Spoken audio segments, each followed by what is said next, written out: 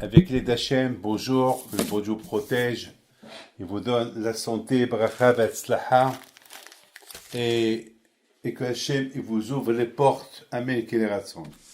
Tout d'abord, je voudrais cette fois-ci parler d'un sujet très très important, un sujet que lorsque Yaakov Abinu, il a béni ses enfants, on a vu que Yaakov Abinu, avant qu'il est mort, il a béni ses enfants. On n'a pas vu qu'il a béni une bénédiction collective pour tous ses enfants. On a vu qu'il a béni chacun et chacun d'une manière différente. Et en plus, il a comparé par exemple Yehuda à un lion. Il a comparé Issachar à un âne. C'est-à-dire comme que l'âne, il supporte tout ce qu'on met sur son dos, tout le poids jusqu'à qu'il craque. Comme ça, l'être humain, dans son judaïsme, il faut qu'il accepte tout ce que Hachem lui a donné de faire jusqu'à à bout de force. C'est-à-dire que Yaakov Abinu, on a vu que d'un côté, il les a pas bénis le même chacun, la même bénédiction, chacun une beracha différente. Et à la fin, on a vu que la Torah dit, il les a tous bénis. Alors, on ne comprend pas. Alors, il les a tous bénis. Alors, c'est très bien. Alors, s'il les a tous bénis, alors pourquoi il a béni chacun individuellement? Ça, c'est une question que je me suis posée. De l'autre côté, on a vu que Reuven, Shimon et Lévi, qui étaient parmi les 12 tribus, il les a pas bénis. Au contraire, il leur a crié pour des bêtises qu'ils ont fait. Alors, vous savez que dans la vie, lorsqu'on veut bénir quelqu'un, on le bénit. On ne peut pas bénir quelqu'un avec des remarques, des reproches. Par exemple, quelqu'un qui avant de mourir, il va laisser que des bons souvenirs. Il va pas dire à son fils avant de mourir, ouais, je me rappelle qu'est-ce que tu m'as fait, une fois tu m'as manqué le respect.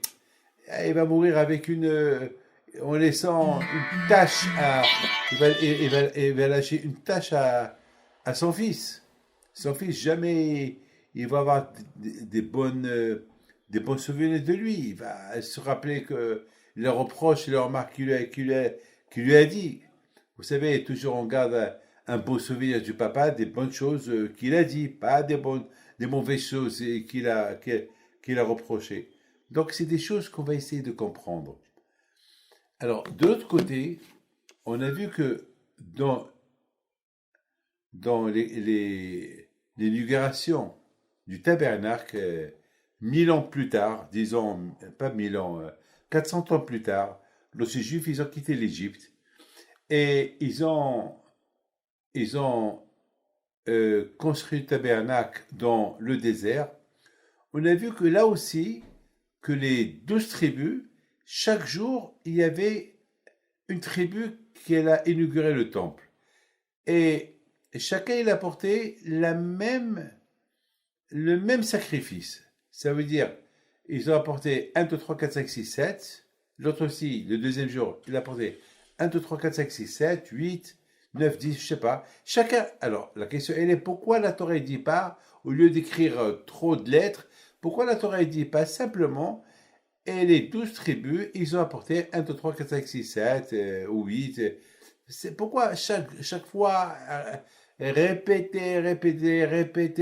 Donc alors que la Torah, elle n'aime pas trop répéter les choses.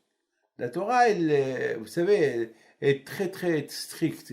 Vous savez, la Torah, elle parle résumé du résumé. Vous savez, elle est beaucoup beaucoup en résumé. Par contre, la Torah, lorsqu'elle parle des histoires, elle détaille les histoires. Mais lorsque la Torah, elle parle des lois, la Torah, elle les dit en résumé. Alors qu'on aurait dû faire le contraire. La Torah, elle devait détailler les lois qu'il nous donne. Par exemple, aujourd'hui, on est en pleine quarantaine en Israël et aujourd'hui, ils ont fermé tout. On est 2 semaines à la maison. On ne peut pas sortir. On sort que si vraiment on a, à cause du corona, pour une urgence, il faut avoir des permissions. On ne peut pas aller loin, plus de 500 mètres de la maison. Donc, vous savez, et tout le temps, dans les médias, on nous dit pourquoi, et pourquoi, et pourquoi, et pourquoi, et pourquoi, et pourquoi. Bon, ils expliquent les lois. Mais dans la Torah, on voit que la Torah, lorsqu'elle parle des lois, elle les dit, par exemple, le respect de Shabbat. La Torah, elle te dit respecte Shabbat, c'est tout. Alors qu'il y a des milliers de lois du Shabbat, et la Torah, elle te dit, en résumé, respecte le Shabbat, n'annule pas le Shabbat. Alors que lorsque la Torah, elle parle des histoires, elle met les histoires en détail. Mes amis, tout cela, c'est des choses à comprendre. Après, je vous raconte une très belle histoire. Vraiment l'histoire de la semaine. Alors, je pense que la réponse, elle est comme ça, je pense. Hein. Vous savez, la Torah, grâce à Dieu, le beau Dieu nous a donné le Shabbat pour réfléchir. Et Baruch Hashem, toute la Torah, toute la semaine, on n'a rien à faire, on étudie que la Torah, on donne des cours de Torah. Mais Baruch Hashem, le Shabbat, on a plus de temps, il n'y a pas de téléphone, on est plus décontracté, et on pense. Mes amis, il faut savoir une chose. Baruch Hashem, moi, j'ai 7 enfants. Les 7 enfants que j'ai, ils n'ont pas le même caractère. Chacun a son caractère. J'ai 10 frères et sœurs. Chacun a son caractère. J'ai mes sœurs, j'ai mes frères. Il y a des gens en Israël, il y a un monsieur, il a 27 enfants. 27 bléna. Il y a plein de familles qui ont jusqu'à 20, 22, 23. Et chacun, il a des enfants et son caractère. Chacun a son caractère. Yaakov Abinu alav shalom, justement, lorsqu'il a béni ses enfants avant de mourir, selon leur caractère, il les a bénis.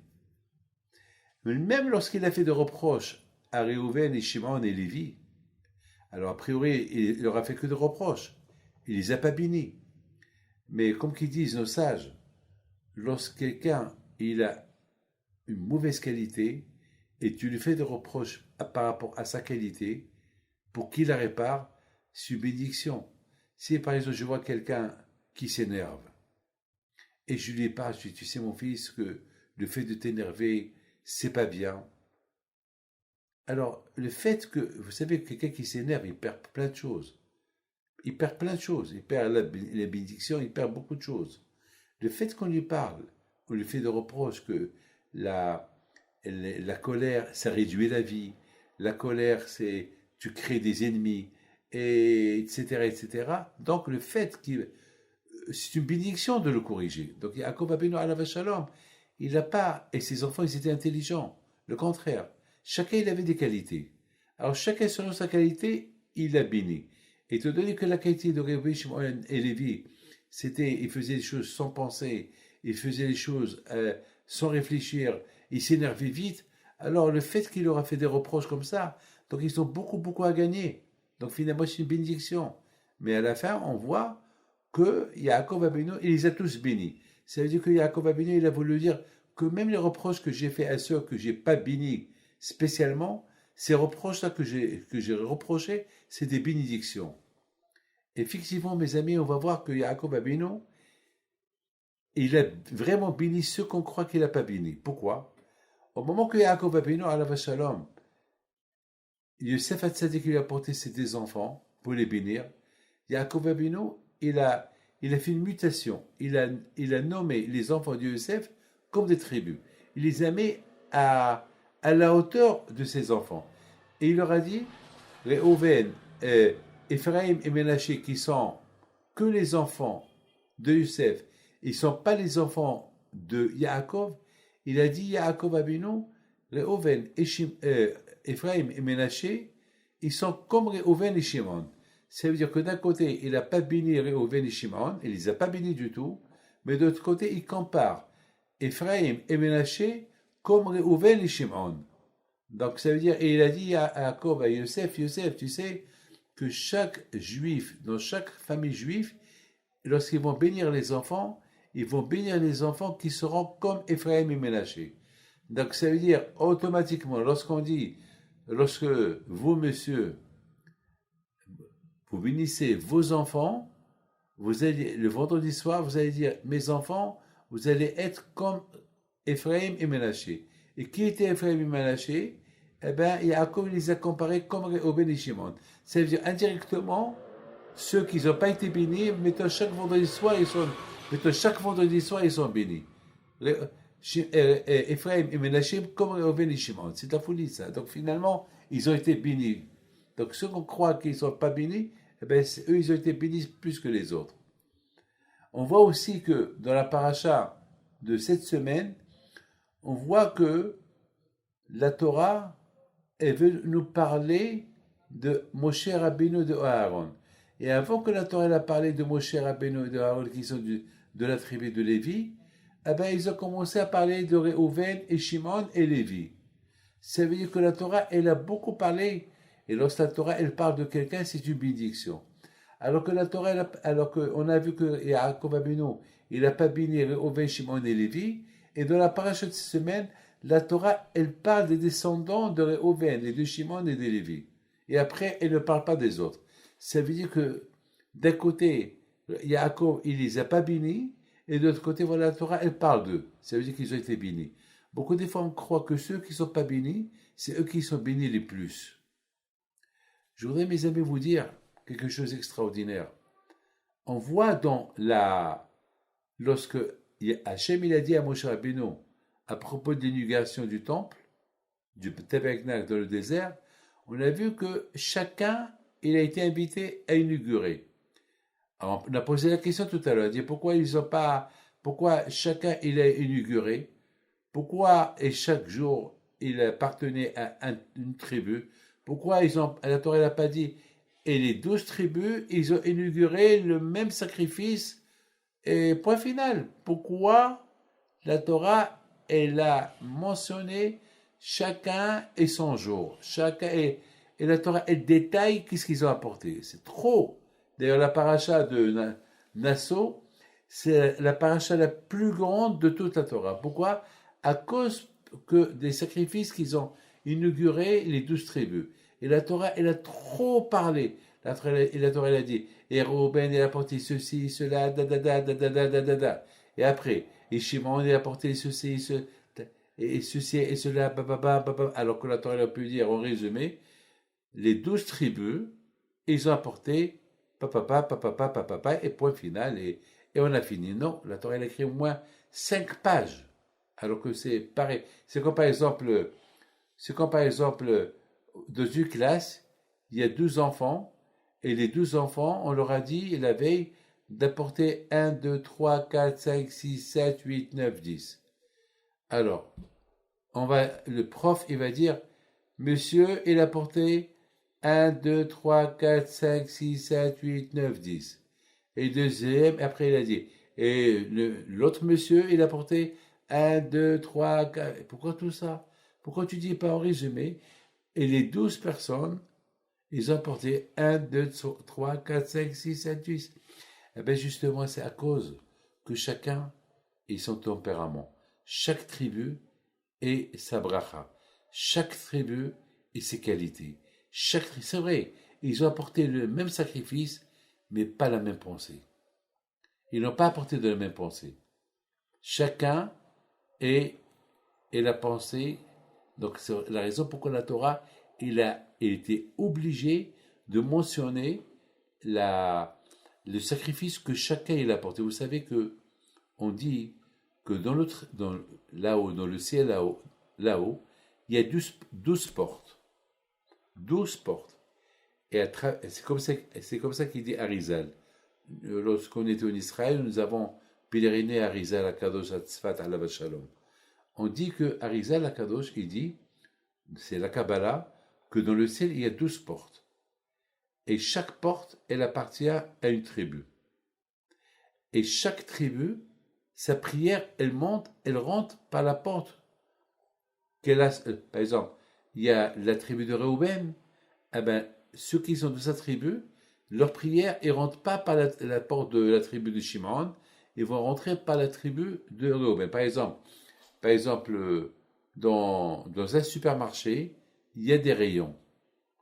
Il y a le rayon du pain, il y a le rayon de la viande, il y a le rayon du beurre, tout ce qui est fromage, beurre, il y a les rayons de produits vaisselle.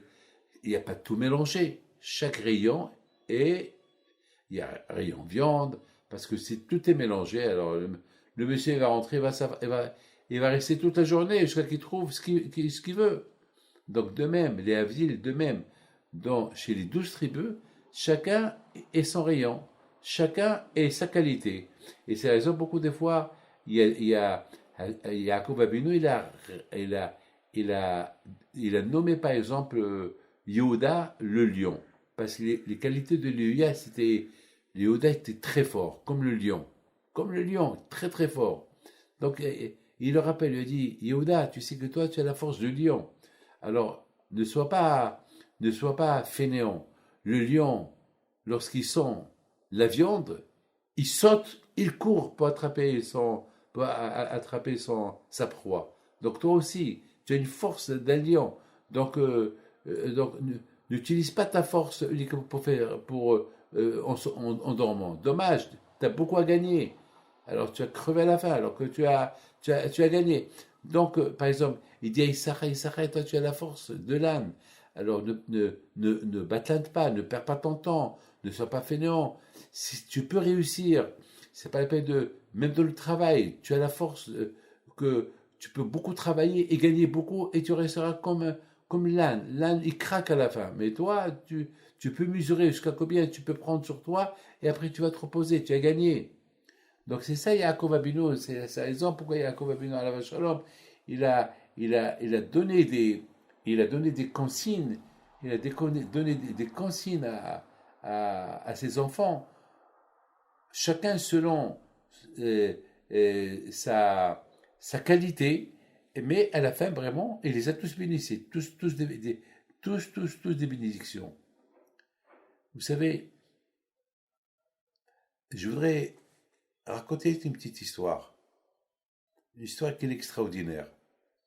La semaine dernière, il y a un de notre communauté qui a des moyens, il a un hôtel, et Baruch Hashem, il gagnait bien sa vie.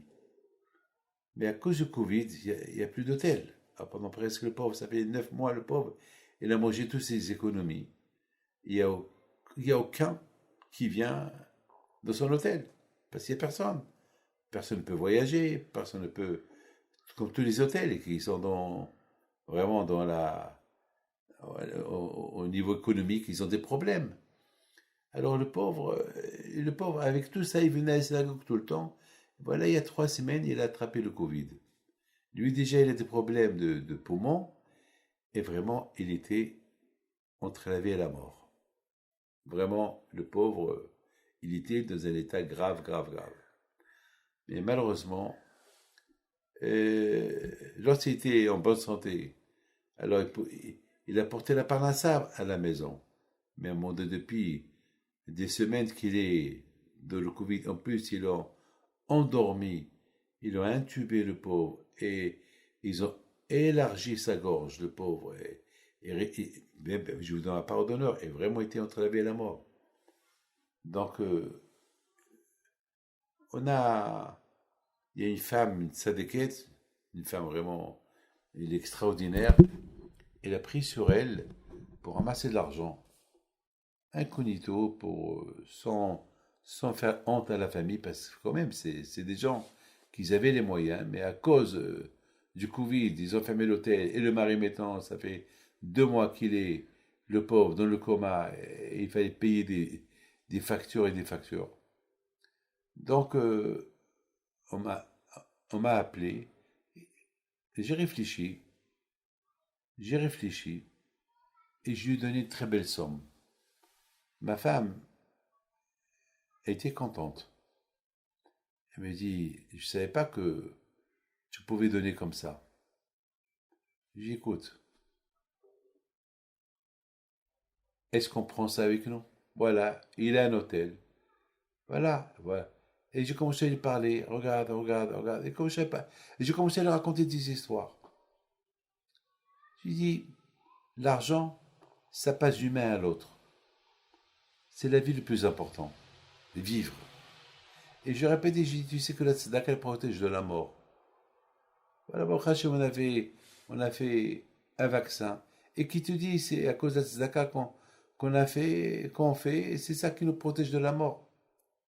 En plus, voilà, 3 familles, mes 3 enfants avec leur mari et leur enfant, ils ont tous le Covid, ils sont enfermés à la maison.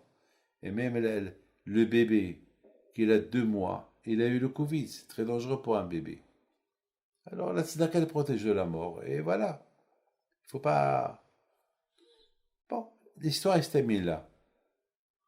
Le lendemain, je trouve une enveloppe sous ma porte, exactement un peu plus que j'ai donné la veille. Je prends l'enveloppe, je suis resté bête. Je dis à Viviane, Viviane, tu vois, ce que j'ai donné, je l'ai reçu. Elle est restée. Et en plus, le bon Dieu m'a donné l'intérêt, alors que nous, les Juifs, on n'a pas le droit de prêter de l'argent avec intérêt. Je n'ai pas le droit de vous dire, prêtez-moi 1000 francs et je vous donne 1200 francs. Je n'ai pas le droit. C'est péché. Vous n'avez pas le droit de me prêter avec intérêt et moi, je n'ai pas le droit de vous demander, prêtez-moi avec intérêt. On n'a pas le droit. Il faut faire du hesed, hesed. Mais j'ai dit, Viviane, nous, on n'a pas le droit de prêter de l'argent avec intérêt. Mais le bon Dieu, lorsque nous, on donne à quelqu'un, c'est comme si on lui a prêté et il nous rend avec intérêt. Le bon Dieu peut nous rendre avec intérêt. Parce que le bon Dieu, c'est lui qui a fait la Torah. Nous, on n'a pas le droit de donner l'intérêt, mais le bon Dieu il a le droit de nous donner l'intérêt. Comme ce qui est interdit pour nous, il n'est pas interdit pour le bon Dieu. Vous savez qu'à l'époque, on avait le Beth Amikdash, on faisait des sacrifices le Shabbat. Alors que le Shabbat, on n'a pas le droit d'égorger. Mais à l'époque de Beth Amikdash, ils pouvaient égorger le Shabbat. Pour Hachem, tout est permis. Regardez, à Kippour, on n'a pas le droit d'allumer le feu. À Kippour, c'est... Vous connaissez bien, vous savez c'est quoi Kippour pour vous? Pour vous, Kippour, c'est déjà... vous commencez Kippour avant Kippour. Mais pour Akash Baruch Hu, il n'y a pas de Kippour. Kippour, c'est que pour nous, pas pour lui. Tous les Kohanim qui travaillaient au Beth Amikdash, eh ben, il n'y avait pas Kippour pour eux. Ils allumaient à Kippour, et ils vont faire tous les travaux à Kippour pour le Beth Amikdash. Pour Hachem, tout est permis. Vous savez, ce qui est très important de savoir, et ça c'est important pour nous de le savoir tous, c'est que Akadosh Baruch Hu, il nous a donné des lois à respecter. Ces lois qu'on doit respecter.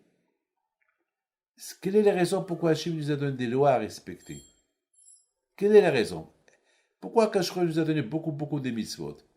Eh bien justement pour qu'on se rappelle qu'il y a un patron. Pour qu'on se rappelle tout le temps qu'il y a un patron. Vous savez, dans la loi de chaque jour, il y a ce qu'on appelle il y a sans interdire. C'est pour qu'on rappelle qu'il y a un gouvernement. Il y a des lois qui changent, combien de taxes il faut payer, qu'est-ce qui est interdit, qu'est-ce qui n'est pas interdit. Il y a des lois. C'est ça.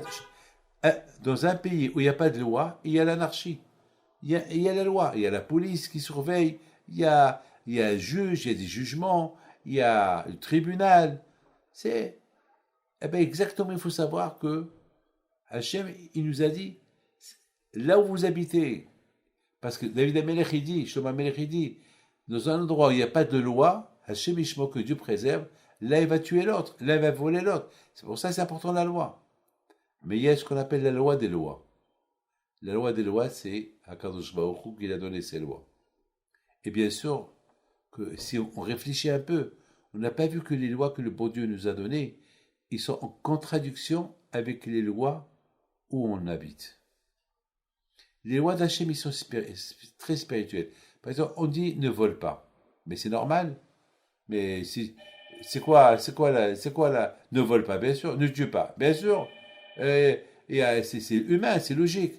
Ben, mes amis, il y a une grande différence entre lorsque le gouvernement te dit ne tue pas ou ne vole pas que lorsque ça vient d'Hachem. Pourquoi? Parce que lorsque ça vient d'Hachem, tu sais que Hachem il te voit. Par exemple, si par la loi on te dit ne tue pas. Ne tue pas, il se peut que jamais tu vas te faire attraper. Il y a quelqu'un qui est venu chez moi. Malheureusement, il est très vieux. Il a fait une teshuva, il a fait une grande teshuva. Il me l'a dit. Il m'a dit, Rabbi David, je ne sais pas si le bon Dieu va me pardonner ou pas, mais dans ma vie, j'ai tué. J'ai dit, quoi, toi, tu as tué? Bémet, j'ai pas compris.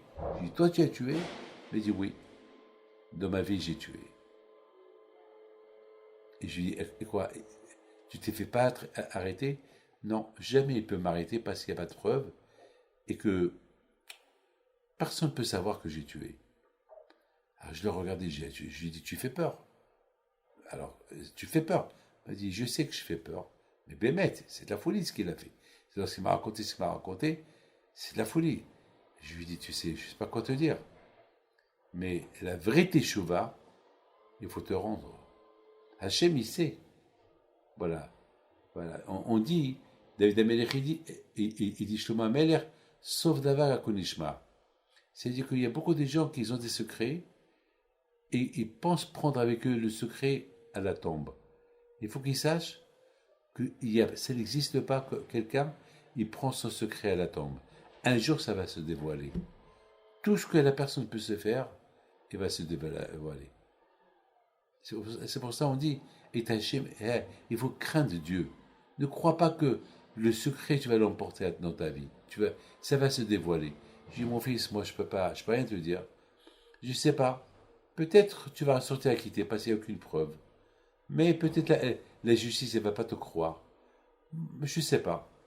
Moi, je pense que... Je ne sais pas. Je ne sais pas quoi te dire, mais c'est grave. Parce que, déjà, il faut faire tes chevaux par rapport à ce que tu as fait. L'argent que tu as volé, il faut les rendre. Mais il me dit, mais j'ai plus rien. Je dis, ah ben, il faut dire aux gens que tu as volé que tu leur as volé. Et il m'a dit, mais ces gens-là, ils sont morts. Ils n'existent plus. Je dis, alors tu le dis à leur enfant. Enfin, c'est... Et je lui ai donné une adresse à un rave, un dayan. Je lui dis, moi, je ne peux pas te donner... Il faut aller chez ce rave-là. Et il te dit, quel téchou va te donner? Parce que pour moi, c'est... Je ne sais pas quel téchou va te donner. Et en plus, c'est un monsieur que je le connaissais. Mais autre temps, maintenant, il est mort maintenant. Mais je pense que il a été il a pris un avocat, et je ne sais pas ce que l'avocat lui a dit. Je ne sais pas, je ne peux pas vous dire ce qu'il lui a dit, mais pour vous dire qu'il y a beaucoup de gens. Mais justement, c'est pour ça que quand il a dit ne tue pas. C'est quoi ne tue pas? Sache que si tu tues, le gouvernement peut-être la police, jamais ils sauront que tu as tué, mais moi je sais. Donc fais gaffe, fais attention. Donc ça veut dire que les lois d'Hachem, elles restent éternelles. Les lois des gouvernements, ils peuvent t'attraper, ils peuvent ne pas t'attraper. Mais le bon Dieu t'attrape, il te voit, il sait ce que tu fais. Donc c'est la raison pourquoi Yaakov Abinu alav shalom, il a béni ses enfants, chacun selon ses qualités. Et il leur a dit que même que vos qualités, personne ne les connaît, il n'y a que vous seuls qui le connaissez, sachez que le bon Dieu, il connaît vos mauvaises qualités. Toi, tel et tel, voilà tes mauvaises qualités. Toi et tel, voilà, a priori, lorsqu'on va au Béchimon, Lévi, Yehuda, ils sont tous tzadikim. Mais il y a des qualités qu'ils ont et ils sont tzadikim. Mais Yaakov Abinu leur a rappelé, ces qualités que vous avez, personne ne les connaît. Mais Hachem les connaît. Donc faites gaffe, c'est ça la plus grande veracha des brachot. Que le bon Dieu vous protège, vous donne la santé, bracha ve'atzlaha, bigout al-gouf, parnassa tova des bonnes nouvelles. Amen.